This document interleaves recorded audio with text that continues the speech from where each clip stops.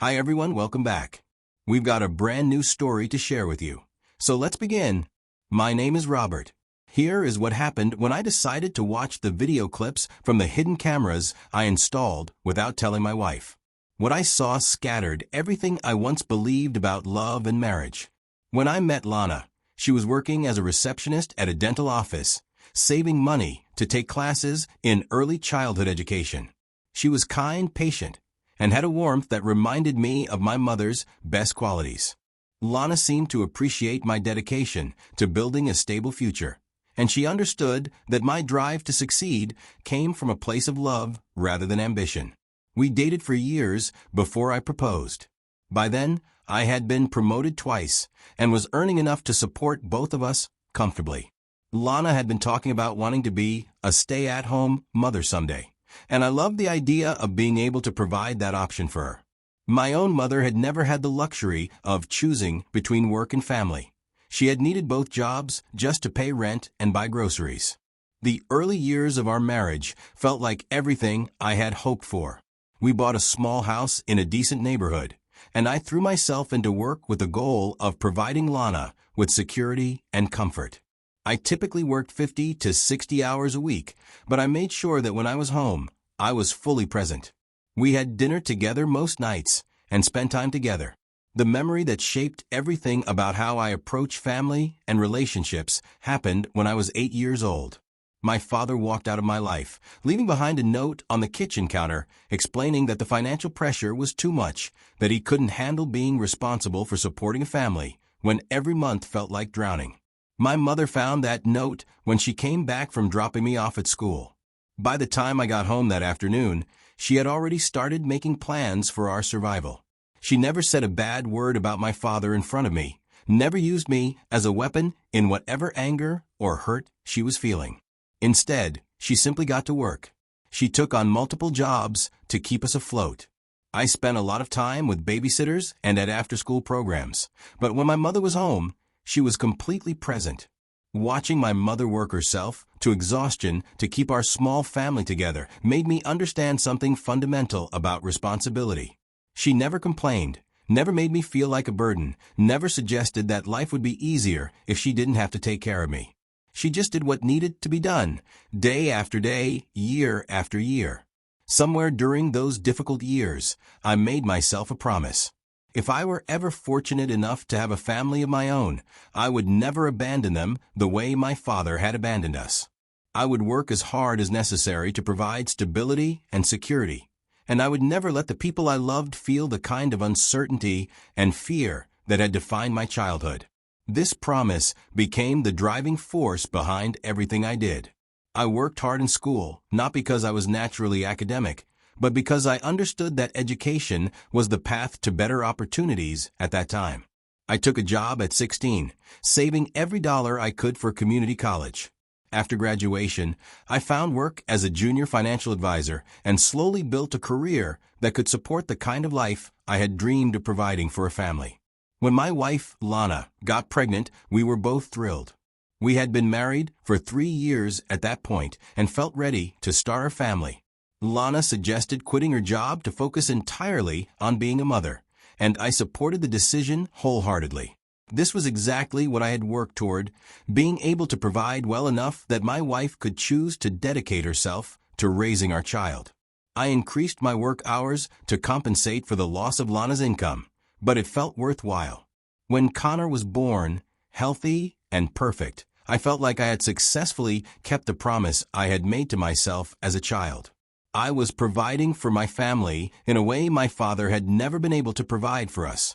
The next few years seemed almost too good to be true. Lana adapted beautifully to motherhood, and Connor was a happy, healthy child who reached all his developmental milestones on schedule. We were able to upgrade to a larger house in a better neighborhood when Connor turned 2.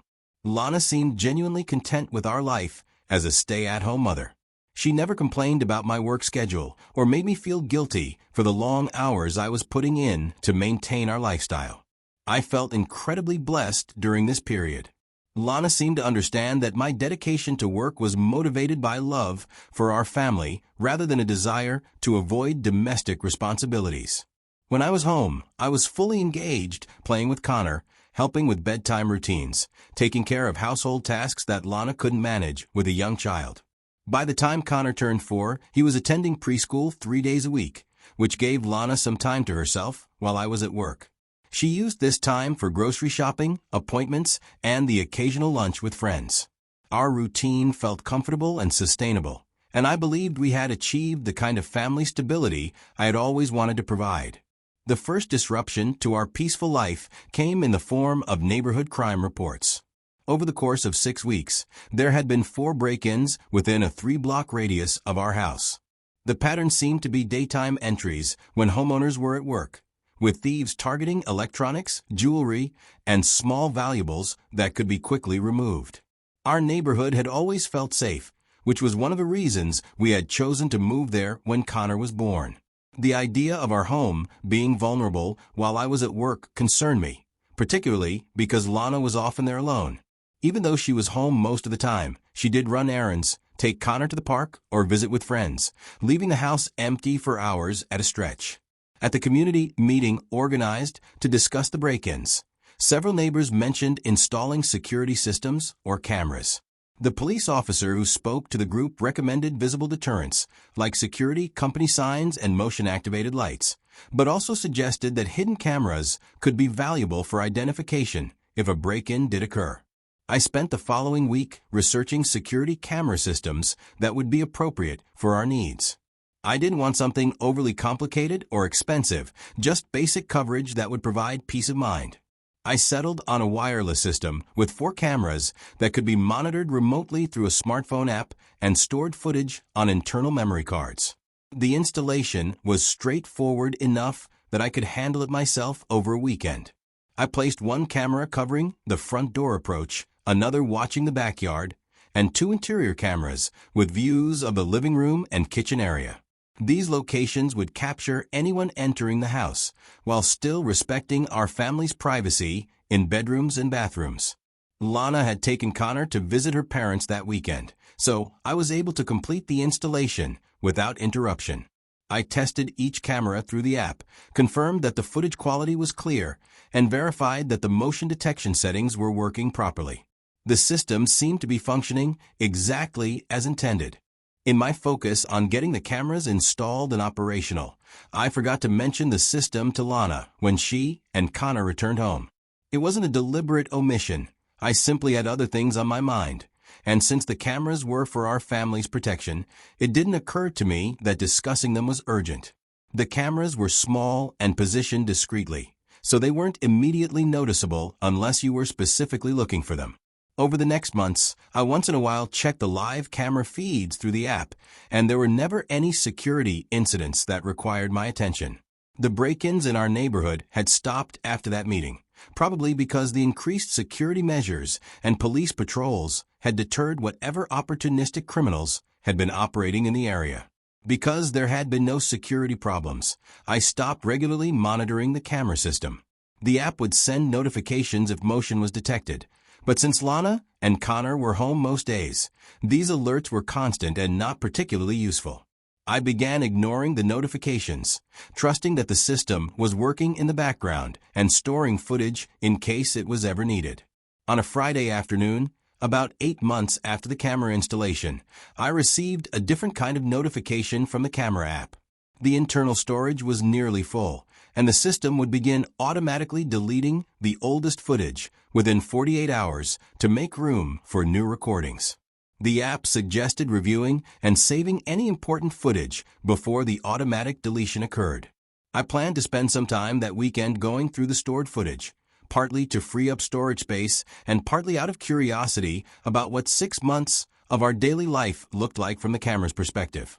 I was actually looking forward to seeing moments I had missed while at work, Connor playing, Lana going about her daily routines, maybe some interactions between them that would be worth saving as family memories. Saturday morning, after Connor had finished his breakfast and was occupied with toys in his playroom, I settled in my home office with my laptop to review the camera footage. The system had stored hundreds of hours of video, organized by date and camera location. I decided to start by skipping through recent footage at high speed, looking for anything interesting or worth preserving. The first hour of review was exactly what I had expected. Lana was moving through her daily routines, Connor was playing, and a normal domestic life was happening while I was at work. There were clips of Lana doing housework, preparing meals, helping Connor with activities, and taking him outside to play in the backyard. It was pleasant to see these moments I typically missed, and I found myself smiling at Connor's enthusiasm for everything he did. But as I continued through the footage, something began to bother me. There was a silver Honda Accord that appeared in several clips, always parked in our driveway during afternoon hours. At first, I assumed this was a delivery vehicle or perhaps a friend of Lana's that I hadn't met. But the car appeared frequently, several times a week, and always during the same time period, typically between 1 and 4 in the afternoon. I began paying closer attention to the clips that included this silver Honda. A man would get out of the car, always the same person. He seemed comfortable approaching our house, like someone who had been there many times before. What struck me as odd was how Lana greeted this man. Even from the limited view the front door camera provided, I could see that their interaction seemed familiar and warm. They would embrace briefly before going inside together, and Lana's body language suggested this was someone she was happy to see rather than a contractor or service provider. I switched to reviewing the interior camera footage from the same dates and times. What I found made me stop the video player and sit back in my chair, trying to process what I was seeing. Lana and this man, whom I would later learn was Ryan, were clearly involved in a romantic relationship. The interior cameras captured them in intimate situations that went far beyond friendship or casual acquaintance. They were physically affectionate in ways that Lana and I hadn't been in a while. I forced myself to continue watching, even though each clip felt like a physical blow. This wasn't a single incident or a momentary lapse in judgment. This was an ongoing affair that had been happening in my house, in my absence, for months. The footage showed this man's visits occurring 2 or 3 times a week, always during the window, when I was at work and Connor was at school. The most devastating aspect of what I was seeing wasn't just the betrayal, but the realization of how much effort and planning had gone into deceiving me. Lana had clearly arranged her schedule around these visits, timing them perfectly to avoid detection. She had maintained a completely normal relationship with me at home while conducting this intense affair during the day. As I continued through other footage, I discovered that on several occasions when her lover visited and our child had been home instead of at preschool, Lana would lock Connor in his bedroom so she could be alone with her lover. The interior camera captured this several times while Lana was distracted in the living room. There were also instances where Lana had delayed picking Connor up from preschool because her time with her affair partner had run longer than planned. I could see timestamps showing Connor should have been picked up at noon, but Lana wouldn't leave the house until after 1 o'clock, meaning our 4-year-old son was left waiting at school while his mother prioritized her affair. I stopped watching the footage at that point. The evidence of Lana's infidelity was overwhelming and undeniable, but discovering that Connor had been neglected and possibly traumatized as part of her deception was more than I could handle in the moment. I closed my laptop and sat in my office for nearly 2 hours, trying to process what I had learned about my wife and the life we had been living together. The questions that haunted me during those hours weren't just about Lana's betrayal, but about my own blindness to what had been happening. How had I missed the signs of such an extensive deception? Had Lana's contentment with our life been completely fabricated? What had I failed to provide that had led her to seek intimacy elsewhere? I thought about all the times Lana had seemed genuinely happy with our family life, all the conversations where she had expressed satisfaction with being a stay-at-home mother, all the moments when she had seemed loving and committed to our marriage. Had all of that been performance? Had she been planning or conducting this affair even during times when she seemed most connected to me and Connor? When I finally left my office and rejoined my family for the remainder of the weekend, I had to work hard to maintain a normal demeanor. Lana noticed that I seemed subdued during dinner, and she asked if everything was okay. I told her that I had received some concerning news about a client situation at work, which was a complete fabrication but seemed to satisfy her curiosity. Lana's complete lack of guilt or anxiety about her own deceptions was almost as disturbing as the affair itself. She showed no signs of internal conflict about the double life she had been leading. After dinner, she was affectionate with me in the same casual way she had been for months, seemingly unbothered by the fact that she had been intimate with another man just days before. Over the next several days, I found myself studying Lana's behavior for signs of the deception I now knew existed. What amazed me was how seamlessly she maintained the facade of our normal family life. She prepared meals, took care of Connor, managed household tasks, and interacted with me exactly as she had been doing for months. There was no indication whatsoever that she was conducting an affair or feeling any guilt about her betrayal. During this period of observation, I had to make some fundamental decisions about how to respond to what I had discovered. My first instinct was to confront Lana immediately, to demand an explanation, and try to understand how our marriage had deteriorated to this point without my awareness. But I realized that an emotional confrontation would likely result in denials, excuses, and attempts to minimize the seriousness of what had been happening. Instead, I forced myself to think strategically about what would be best for Connor. The footage I had seen showed clear evidence that he had been negatively affected by Lana's affair, locked in his room, left waiting at school, exposed to adult situations that were inappropriate for a 4-year-old. Any decision I made about our marriage needed to prioritize his well-being over my own emotional needs. I spent several sleepless nights considering whether our marriage could be salvaged. Lana had been conducting an affair for a long time, lying to me daily, and using our son as a prop in her deception. The trust that had been the foundation of our relationship was completely destroyed, and I couldn't imagine how it could be rebuilt. More importantly, I realized that Connor was being raised by a woman who was capable of elaborate and ongoing deception, who was willing to neglect his needs for her own gratification, and who was teaching him through her behavior that dishonesty was acceptable. As someone who was raised by a single mother with unshakable integrity, I couldn't accept the idea of Connor learning these lessons from Lana's example. After a week of agonizing consideration, I decided to end our marriage. This wasn't just about punishing Lana for her betrayal. It was about protecting Connor from being raised in an environment built on lies and ensuring that he had at least one parent who would model honesty and integrity. I began researching family law attorneys who specialized in divorce cases involving custody disputes. Based on online reviews and recommendations, I scheduled a consultation with an attorney with extensive experience in complex divorce proceedings. When I met with the attorney, I brought copies of the camera footage that documented Lana's affair. He reviewed the evidence carefully and explained that the footage was legally admissible and would be extremely valuable in both the divorce proceedings and custody determination. The combination of documented adultery and child neglect would likely result in a favorable custody arrangement and protection from alimony obligations. He recommended moving forward with divorce proceedings quickly, before Lana became aware of the evidence against her. Over the next 3 weeks, I maintained our normal family routine while the attorney prepared the divorce filing. This was one of the most difficult periods of my life, acting like a loving husband while knowing that our marriage was already over, interacting normally with Lana while knowing the extent of her deception, and preparing to disrupt Connor's life in a way that would initially be traumatic but was ultimately necessary for his long-term well-being. The cameras continued recording during this period, documenting additional evidence of Lana's ongoing affair.